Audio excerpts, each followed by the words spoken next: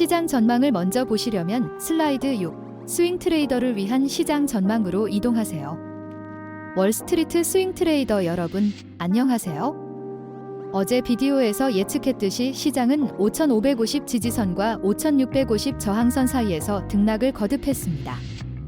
엔비디아는 시장의 너무 높은 기대치를 충족하지 못했으며 시장은 SPX 기준 1% 하락했지만 회복한 후에 금요일에 상승세로 마감했습니다. 금요일 회복세는 예상보다 더 강하고 빨랐습니다. 금요일 일자리 보고서 발표 전후로 시장은 어떻게 반응할까요? 프랩스의 1일 스윙 시세 예측을 통해 그 해답을 알아보겠습니다. 오늘 시장 지수 움직임은 어땠을까요? 시장 지수의 움직임은 소폭의 횡보를 하며 혼조세를 보였습니다. VIX는 5% 이상 하락했습니다. SPX 5,648.4, 0.24% 상승. 다우존스 41,563.08, 0.94% 상승. 나스닥 17,713.62, 마이너스 0.92% 하락. 러셀 2,220.6, 마이너스 0.30% 하락. 빅스 지수 15.00, 마이너스 5.42% 하락. 주간 섹터 퍼포먼스를 알아보겠습니다. 금융, 항공우주 및 방위, 산업, 제약, 유틸리티, 헬스케어, 운송은 강세를 보였습니다. 기술, 주택건설업, 장기 채권 강세, 소매업은 약세였습니다. 무슨 일이 있었을까요? 엔비디아는 좋은 실적에도 불구하고 하락했는데 이는 시장의 AI에 대한 너무 높은 기대를 시사합니다. 달러 제너럴, DG은 매우 부진한 실적 보고서를 발표했는데 이는 저소득층의 경제적 어려움을 시사합니다. 일본의 소비자 물가지수 CPI가 예상보다 높게 발표되어 일본의 재정 압박이 지속되고 있음을 시사했습니다. 미국 증시는 계속해서 높은 가격을 유지하고 있어 고평가된 것으로 보입니다. 잭슨홀 연설에서 파월 의장은 고용에 초점을 맞춘 통화 완화를 시사하는 긍정적인 발언은 주중 내내 긍정적인 영향을 끼쳤습니다. 유럽중앙은행 DCB은 최근 유로존의 인플레이션 데이터에 힘입어 9월에 금리를 인하할 것으로 예상됩니다. 몇 가지 고려해야 할 사항을 말씀드리겠습니다. 미국 경제의 2분기 성장률이 상향 조정되었습니다. 2분기와 7월의 핵심 개인 소비 지출 PCE는 하향 조정되었습니다. 개인 지출은 증가했습니다. 컨퍼런스 보도에 따르면 소비자 신뢰도는 개선되었습니다. 주간 실업수당 청구 건수는 안정적으로 유지되었습니다. 애틀랜타 연준은 7월 임금 상승률이 크게 감소했다고 발표했습니다. 유럽의 인플레이션이 8월에 크게 하락하여 9월에 유럽중앙은행의 금리 인하로 이어질 수 있습니다. 중국 인민은행은 더 많은 도움을 줄 수 있는 새로운 정책을 고려하고 있습니다. 중동 지역에 최소한의 충돌이 발생하고 이 지역의 평화와 안전 조치를 위한 조치가 취해지면서 긴장이 다소 완화되었습니다. 오펙 플러스 결정, 오펙 플러스는 10월에 원유 생산량을 늘릴 계획이며 이는 유가 안정에 도움이 될 수 있습니다. 우크라이나의 젤렌스키 대통령은 전쟁 종식을 언급했습니다. 스윙 트레이더를 위한 주간 시장 예측을 말씀드리겠습니다. 월간 시장 점점 약해지고 있으며 메이저급 시장 붕괴가 서서히 가까워지고 있으며 변동성도 증가하고 있습니다. 반면에 주간 강세 잠재력은 여전히 강하지만 추세 불확실성이 증가하고 있습니다.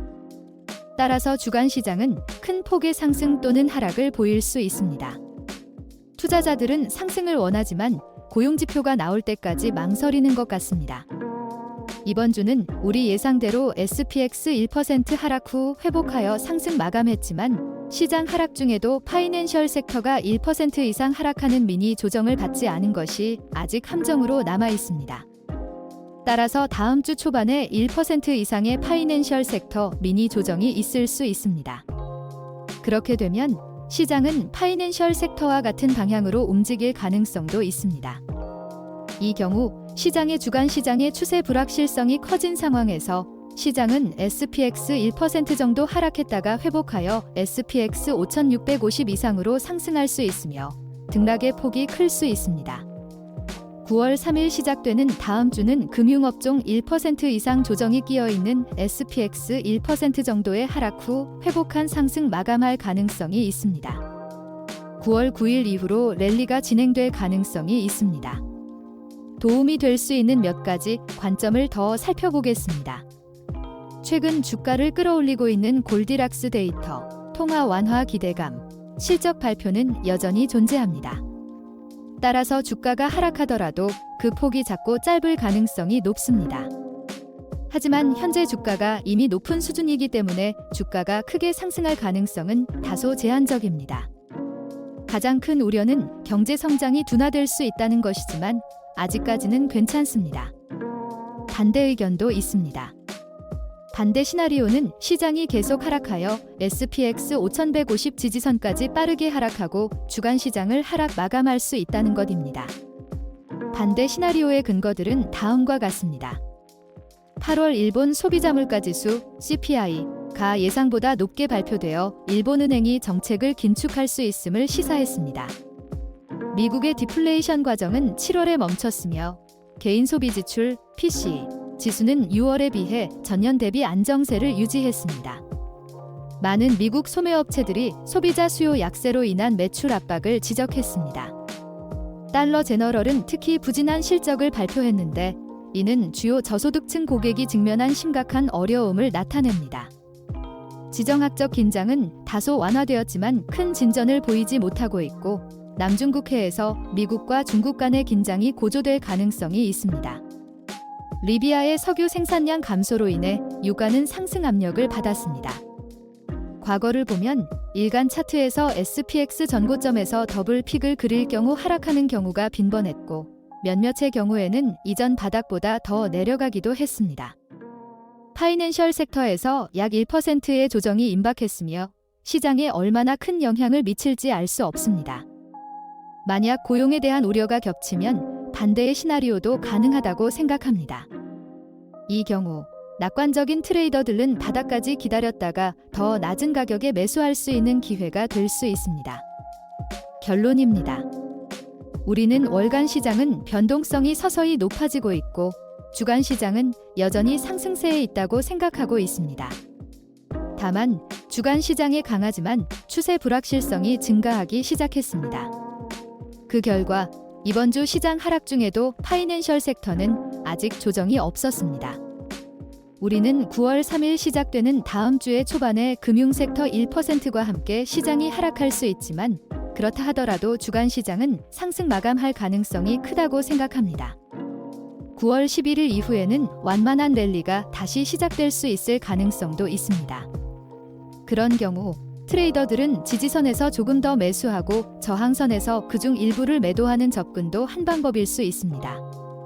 또한 트레이더들은 리스크를 효과적으로 관리하기 위해 주요 예측 시나리오와 반대 시나리오를 모두 고려하는 것이 현명할 수 있습니다.